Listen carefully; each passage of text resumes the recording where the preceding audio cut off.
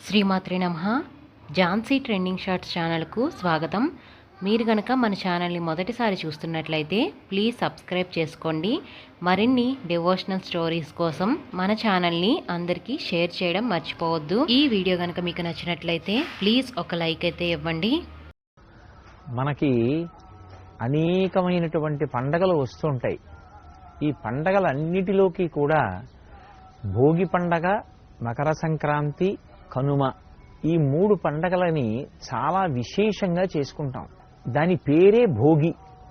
భోగం అనుభవించుట అంటే సుఖం అనుభవించుట అని అర్థం. ఈ భోగి పండగ బాహ్యంలో చూస్తే శరీర పోషణార్థం కావలసినటువంటి పంటని, సుఖం అనుభవించడానికి కావలసినటువంటి ధనాన్ని చేకూర్చేటటువంటి రోజులు కనుక దానికి భోగి పండగ అని పేరు. ఎందుచేత అంటే ఈ భోగి పండగ వచ్చేటటువంటి సమయానికి వ్యవసాయదారులు పంటలు కోతలు కోస్తారు. ఆ పంట అంతా ఇంటికి వస్తుంది. ఆ ఇంటికి వచ్చినటువంటి పంట జాగ్రత్తగా ధాన్యాగారంలో నిల్వ చేసి మళ్లీ పంట వచ్చే పర్యంతము కూడా వాళ్ళ కుటుంబ సభ్యులందరూ సంతోషంగా ఆ ఆహారాన్ని తింటూ జీవితాన్ని గడుపుతారు. అలాగే కొంత పంటని విక్రయించినటువంటి కారణం చేత లభించినటువంటి ధనంతో సుఖాల్ని అనుభవిస్తారు. అందుకే భోగి పండగ అని పిలవడానికి కారణం ఏమిటి అంటే మనిషి బాహ్యమునందు సుఖపడడానికి కావలసినటువంటి ధాన్యమంతా కూడా వచ్చేటటువంటి కాలం. రెండు, దక్షిణాయనంలో ఒక ఇబ్బంది ఉంటుంది. శరదృతువు తర్వాత వచ్చేటటువంటి హేమంత ఋతువు అనారోగ్యకారకమైనటువంటి ఋతువులు. అసలు శరదృతువునైతే యముని యొక్క దంస్ట్ర బయటికొచ్చినటువంటి కాలంగా శాస్త్రం పరిగణిస్తుంది. హేమంత ఋతువులో విశేషమైనటువంటి పొగమంచు ఉన్న కారణం చేత ఆరోగ్యానికి అంత సౌకర్యంగా ఉండదు. అంత మంచు మనిషి యొక్క శ్వాసకోశం మీద పనిచేసి అనారోగ్యానికి గురి చేస్తుంది. కానీ హేమంత ఋతువు దాటిపోయి ఇక వసంత ఋతువు రావడం ప్రారంభమయ్యేటటువంటి కాలం ఆసన్నమవుతోంది అనేటప్పటికే మనిషి ఆరోగ్యాన్ని సంతరించుకోవడానికి కావలసినటువంటి కాలం కూడా ఏర్పాటవుతుంది.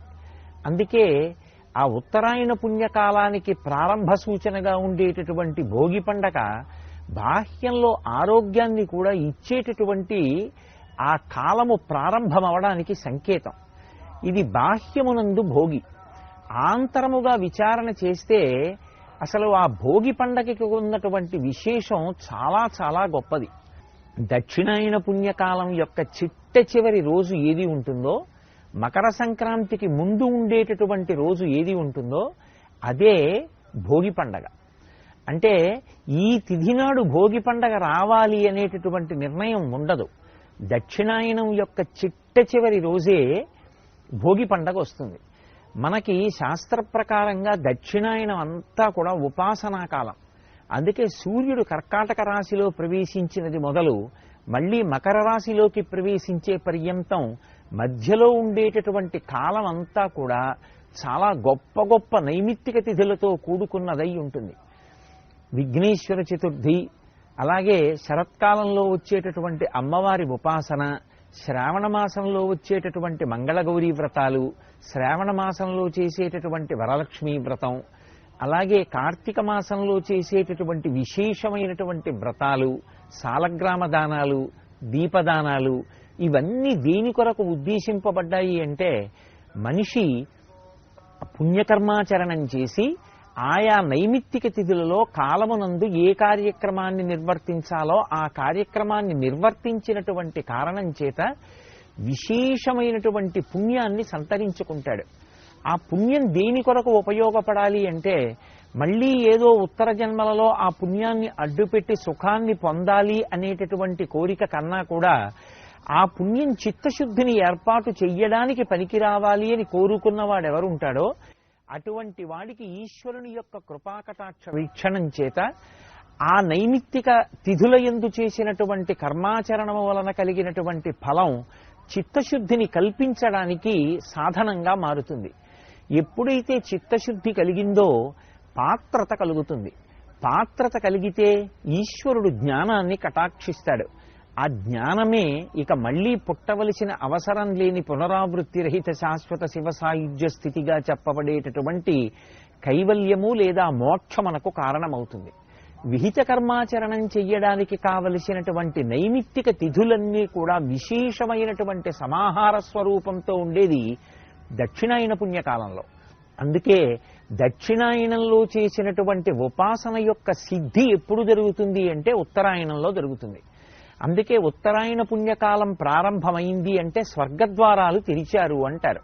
అంటే దక్షిణాయన పుణ్యకాలంలో చేసినటువంటి ఉపాసన యొక్క ఫలితంగా మనుష్యుడు ఉత్తమమైనటువంటి లోకాలని చేరుకోవడానికి కావలసినటువంటి అర్హతని పొందుతాడు.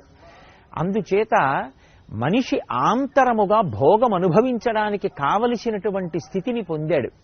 విడుదలయే మోక్షమం. అటువంటి మోక్షాన్ని పొందడమే జీవితంలో నిజమైనటువంటి భోగి.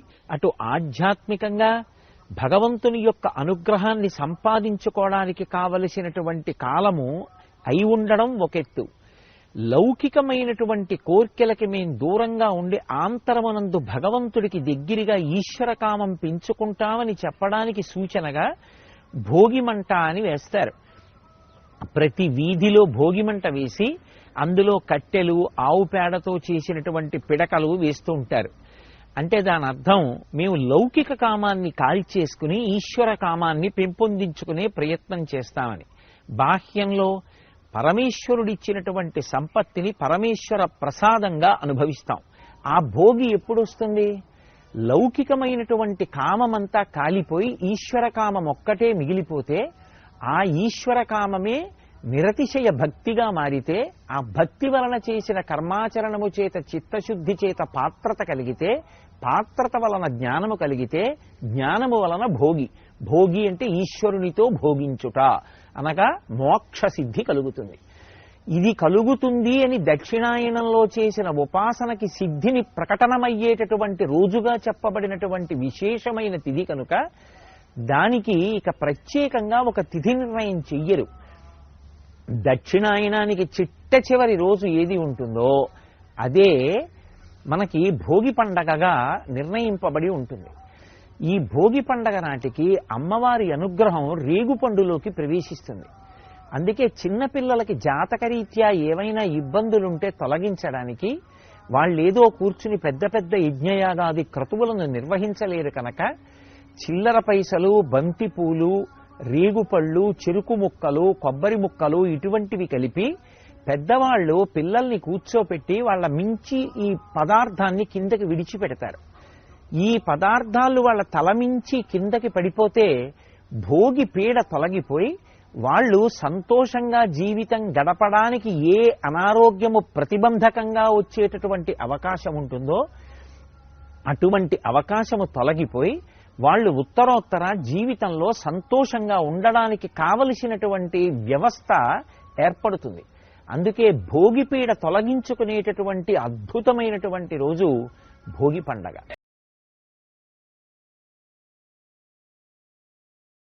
మకర సంక్రాంతి, దీన్నే మనం పెద్ద పండగ అని పిలుస్తూ ఉంటాం. సూర్యుడు ఉత్తరాయణ పుణ్యకాలంలో ప్రవేశించినటువంటి రోజు ప్రారంభం నుంచి ఇక మకర సంక్రాంతి అవుతుంది. ఉత్తరాయణ పుణ్యకాలం ప్రారంభమైంది అంటే దేవతా సంబంధమైనటువంటి కార్యక్రమాలకి చాలా విశేషమైనటువంటి స్థానము కల్పింపబడుతుంది. సూర్యుడు మకర రాశిలోకి ప్రవేశిస్తే మళ్లీ కర్కాటక రాశిలోకి ప్రవేశించే పర్యంతము ఉన్నటువంటి కాలం ఉత్తరాయణ పుణ్యకాలం. ఉత్తరాయణ పుణ్యకాలం తనంత తానుగా చాలా తేజోవంతమైనటువంటి కాలంగా, ఈశ్వర సంబంధమైనటువంటి కార్యక్రమాలు ఏవి చేసినప్పటికీ కూడా చాలా గొప్ప ఫలితాన్ని అనుగ్రహించగలిగినటువంటి కాలంగా చెప్పబడుతుంది. అందుకే సూర్యుడు మకర రాశిలోకి ప్రవేశించేటటువంటి సమయాన్ని లెక్క కట్టుకుని ఆ ఉత్తరాయణ పుణ్యకాలం ప్రారంభమవుతోంది అన్నప్పుడే ప్రత్యేకంగా ప్రయత్నపూర్వకంగా ఆ మకర సంక్రమణ స్నానము అని చెప్పి చేసి పితృదేవతల యొక్క సంతోషం కోసం, దేవతల యొక్క అనుగ్రహం కోసం మనం దాన ధర్మాది కార్యక్రమాల్ని నిర్వర్తిస్తూ ఉంటాం. ఇటువంటి ఉత్తరాయణ పుణ్యకాలం ప్రారంభమైనటువంటి మకర సంక్రాంతిని పెద్ద పండగగా మనం ఆంధ్రదేశంలో చాలా చాలా విశేషంగా చేసుకుంటాం. ఆ పండగ నాడు కొత్తల్లుళ్ళని ఇంటికి పిలిచి చక్కగా వాళ్ళందరికీ కూడా తలస్నానం చేయించి నూతన వస్త్రములనిచ్చి మంచి మధుర పదార్థాలతోటి అత్తవారి ఇంట్లో చక్కటి భోజనం ఏర్పాటు చేసి విందు వినోదాలతో ఎంతో సంతోషంగా చేసుకునేటటువంటి పండగ. ప్రత్యేకించి సంక్రాంతి పండగ అనేటప్పటికీ దాని శోభ వేరు. ప్రతి ఇంటి ముందు కూడా పెద్ద పెద్ద రంగవల్లులు తీర్చి గొబ్బిళ్లు పెట్టి ఆవు పేడతో చిన్న చిన్న ముద్దలు చేసి ఆ గొబ్బిళ్లకి బంతి పువ్వు అలంకారం చేసి కన్నెపిల్లలందరూ కూడా ఆ గొబ్బిళ్ల చుట్టూ తిరుగుతూ పాటలు పాడుతూ ఆ ఆవు పేడలోకి ఆవాహన చేయబడినటువంటి అమ్మవారి యొక్క అనుగ్రహ విశేషం చేత వారికి ఉత్తముడైనటువంటి భర్త లభించాలని, వాళ్ళ జీవితం సుఖ సంతోషాలతో గడవాలని అమ్మవారిని ప్రార్థన చేస్తూ కొత్త బట్టలు కట్టుకుని ప్రాతకాలంలోనే ఆ గొబ్బిళ్ల పూజ చేసి వాళ్ళందరూ గొబ్బిళ్ల మీద పాట పాడుతూ చుట్టూ తిరుగుతూ కేరింతలు కొడుతూ నైవేద్యాలు పెడుతూ ఆ ప్రసాదాలు పంచుకుంటూ తింటూ ఒక కొత్త శోభని ఆవిష్కరించేటటువంటి కాలం. అలాగే గంగిరెద్దులు. మనకి ఎద్దు ఎంతో పూజనీయమైనటువంటి జంతువు. అది స్వయంగా పరమశివునికి వాహనం. దానిని ఆ విషయంతో అనుసంధానం చేసినప్పుడు భగవంతుడి వాహనంగా అనుగ్రహించగలగడం ఒక ఎత్తైతే, వేదం ఎద్దు గురించి ఒక మాట చెప్తుంది. ఎద్దు యొక్క డెక్కలలోంచి అమృత బిందువులు పడతాయిట. వ్యవసాయం ప్రారంభం చేసే ముందు ఎద్దుని తీసుకొచ్చి దాని మెడ మీద నాగలి ఉంచి ఆ భూమిని దున్నినప్పుడు దాని యొక్క డెక్కలలోంచి పడినటువంటి అమృత బిందువుల చేత పవిత్రమైనటువంటి భూమిలోంచి వచ్చినటువంటి పంట ఏది ఉంటుందో ఆ పంట తేజోకారకం అవుతుంది.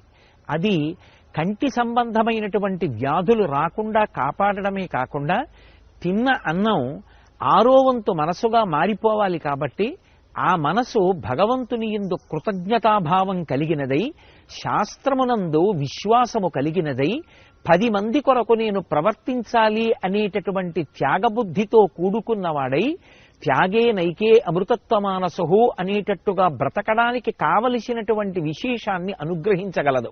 దీనికంతటికీ ప్రధానమైనటువంటి నేపథ్యం ఎక్కడుంటుంది అంటే ఆ ఎద్దు యొక్క డెక్కలలోంచి జారేటటువంటి అమృత బిందువులు భూమిలో తడవడం కారణం. అందుకే ఏరువాక పౌర్ణమి అని ఎద్దుని నాగలి కట్టి దున్నించేటటువంటి కాలం పర్వమైతే, మనకి అలా అనుగ్రహించినటువంటి ఆ ఎద్దుని మళ్లీ ప్రత్యేకంగా అలంకారం చేసి గంగిరెద్దులుగా ఇంటి ముందుకు తీసుకొస్తారు. మంగళప్రదమైనటువంటి వాక్కులను ఆ గంగిరెద్దు తీసుకొచ్చినటువంటి వ్యక్తి పలుకుతాడు. యజమాని వృద్ధిలోకి రావాలని, యజమాని కుటుంబం వృద్ధిలోకి రావాలని, ఎన్నో శుభపరంపరలు కలగాలని అదే పనిగా మంగళవాక్కులు పలుకుతూ ఉంటాడు. ఆ మంగళవాక్కులు పలుకుతున్నటువంటి ఆ గంగిరెద్దుల వ్యక్తి దగ్గరికి వెళ్ళి మనకి తోచినది ఏదో ఒకటి ఇస్తే అతను ఆ పలికినటువంటి మంగళవాక్కులకు తీసుకొచ్చినటువంటి ఆ గంగిరెద్దు తల ఊపుతూ ఉంటుంది. అది తల ఊపడము అంటే ధర్మదేవత అంగీకరించినట్టు. దాని చేత ఆ ఇల్లు వృద్ధిలోకి వస్తుంది. ఆంధ్రదేశంలో ఈ గంగిరెద్దులు రావడం, గంగిరెద్దుని ఆడించడం, అది చూసి పిల్లలు మురిసిపోవడం, ఇదంతా కూడా పెద్ద పండగ అయినటువంటి మకర సంక్రమణంలో జరిగేటటువంటి ఒక గొప్ప విశేషం. అలాగే హరిదాసులు చేతిలో ఆ తంబురా పట్టుకుని హరినామ సంకీర్తనం చేస్తూ ఎడం వైపు ఒక పెద్ద జోలి నుంచుకుని, అలాగే తల మీద భిక్షాపాత్రని గొప్ప అమరికతో కట్టుకుంటారు. వాళ్ళు ఏ ఇంటి ముందు ఆగరు. నడిచి పెద్దగా కీర్తన చేస్తూ కుడి చేతిలో చిడతలు పట్టుకుని ఆ చిడతలు వాయిస్తూ వెళ్ళిపోతూ ఉంటారు. ఎంత పెద్ద కంఠంతో పాడతారో. వాళ్ళు హరినామ సంకీర్తనం చేసి వెళ్ళిపోతుంటే యజమాని తన బిడ్డల్ని పైకి పంపించి ప్రత్యేకంగా ఆ హరిదాసుని ఇంటికి ఆహ్వానిస్తారు. ఆయన వీధి గుమ్మంలోకి రాగానే ఆ బియ్యం చేత్తో పట్టుకుని వేస్తే ఎంత అమరికగా వంగుతాడో, చంటి పిల్లలకి కూడా అందేటంత అమరికగా కిందకి వంగుతాడు. వంగినప్పుడు అందులో ఆ బియ్యం వేస్తే మళ్లీ లేచి ఆ హరినామ సంకీర్తనం చేసుకుంటూ వెళ్ళిపోతుంటాడు. అందుకే ఉత్తరాయణం వచ్చింది అంటే దేవతలకి సంతోషం, ఋషులకు సంతోషం, పితృదేవతలకి సంతోషం, మనుష్యులకి సంతోషం, సమస్త భూతములకు సంతోషం.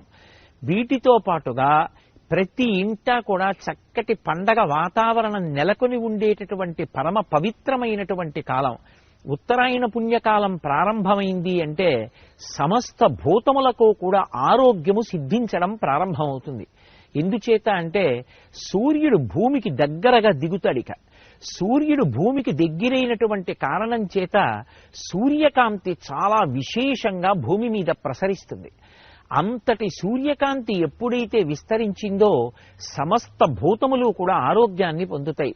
లోకంలో అన్ని ప్రాణులకు ఆరోగ్యాన్ని ఇవ్వగలిగినటువంటి మహానుభావుడు భాస్కరుడు, ఆ సూర్య భగవానుడు ఒక్కడే. అందుకే మనకి ఆరోగ్యం భాస్కరాది చేత్ అనేటటువంటి నానుడి ఏర్పడింది. పైగా ఇక వసంత ఋతువు ప్రారంభమవడం మొదలవుతుంది. వసంత ఋతువు కాని ప్రారంభమవుతోంది అంటే అంతకు ముందే చెట్లన్నీ ఆకులు రాల్చేసి తర్వాత చిగర్చడం మొదలు పెడతాయి. ప్రకృతి అంతా కూడా అందాలు సంతరించుకోవడానికి కావలసినటువంటి నేపథ్యం ఆవిష్కృతం అవడానికి ప్రారంభమయ్యేటటువంటి కాలమునకు నాంది ఉత్తరాయణ పుణ్యకాలంలోనే జరుగుతుంది. ఇన్ని రకాలుగా మనిషికి సమస్త భూతములకు కూడా కావలసినటువంటి విశేషమైనటువంటి ఆరోగ్యాన్ని ఇవ్వగలిగినటువంటి సూర్య తేజస్సు యొక్క ప్రసరణకు యోగ్యమైనటువంటి కాలము ఉత్తరాయణ పుణ్యకాలంలోనే జరుగుతుంది. ఆ ఉత్తరాయణ పుణ్యకాలం ప్రవేశించినటువంటి రోజు మకర సంక్రమణం, సూర్యుడు మకర రాశిలోకి ప్రవేశించినటువంటి పుణ్యకాలం.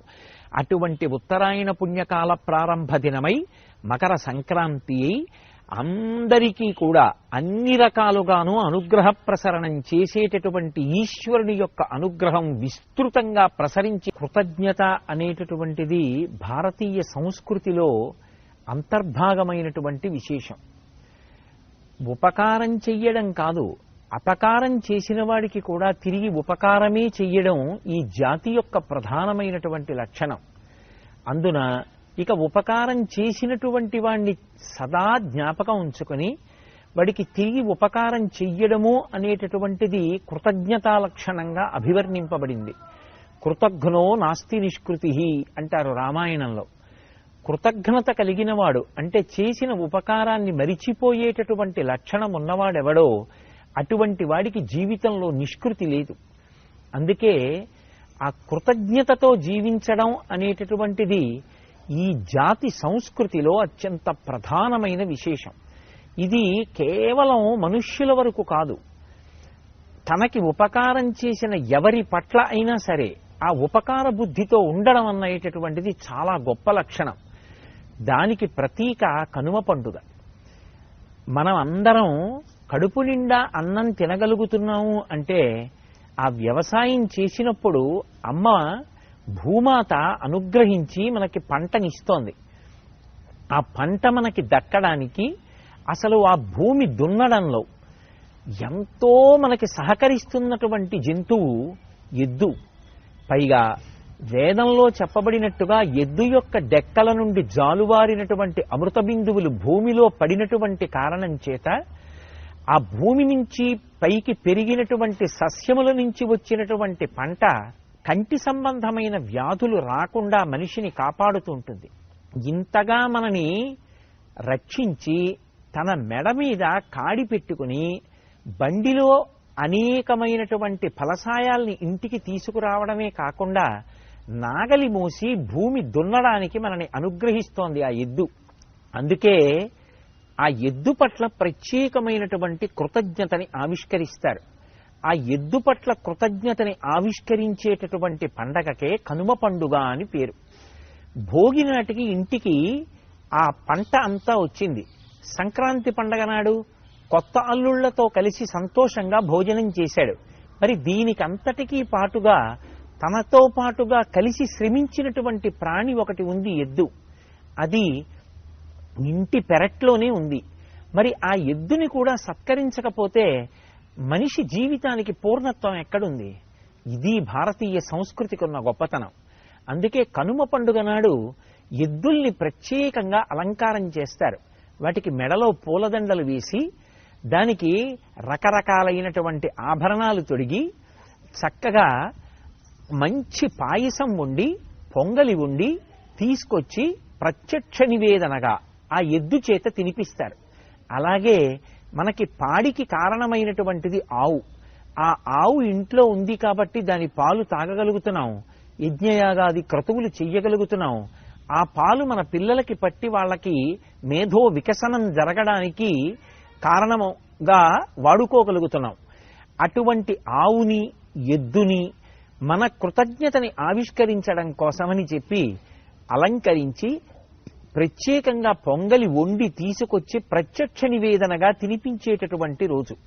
అరుణాచలం లాంటి క్షేత్రాలలో అనేకానేక దేవాలయాలలో, ప్రత్యేకించి శివాలయాల్లో ఎక్కడెక్కడ నందీశ్వరుడు ఉంటాడో అక్కడక్కడ అంత గొప్ప అలంకారం చేస్తారు.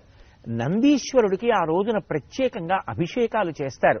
నిజంగా కనుమ పండుగ నాడు అరుణాచలం దేవాలయంలోకి వెడితే అక్కడ ఉన్న పెద్ద నందికి చేసేటటువంటి అలంకారం చూస్తే మనం అందరం ఆశ్చర్యపోతాం. ఆలయంలో ఉండేటటువంటి నందీశ్వరుడి దగ్గర నుంచి బయట పశువులన్నిటినీ కూడా అంత గొప్పగా అలంకారం చేసి ప్రత్యక్ష నివేదనగా వాటికి పొంగలి పెట్టి కృతజ్ఞతావిష్కారం చేసేటటువంటి పండగ కనుమ పండుగ. ఆ కృతజ్ఞత బుద్ధి మనుష్యుల యందు పెరిగిన నాడు నాగరికత, సంస్కృతి పరిఢవిల్లుతాయి. అందుకే కనుమ పండుగని మనందరం కూడా అటువంటి భావనతోటే చక్కగా నిర్వర్తించుకొని భారతీయ సంస్కృతి ఉద్దీపనానికి కారణభూతులం అవుదాం. అలా బుద్ధి ప్రచోదనం చేసి అనుగ్రహించవలసినదిగా శ్రీవేంకటేశ్వరుడి పాదములు పట్టి ప్రార్థన చేస్తూ ఓం నమో వెంకటేశాయ.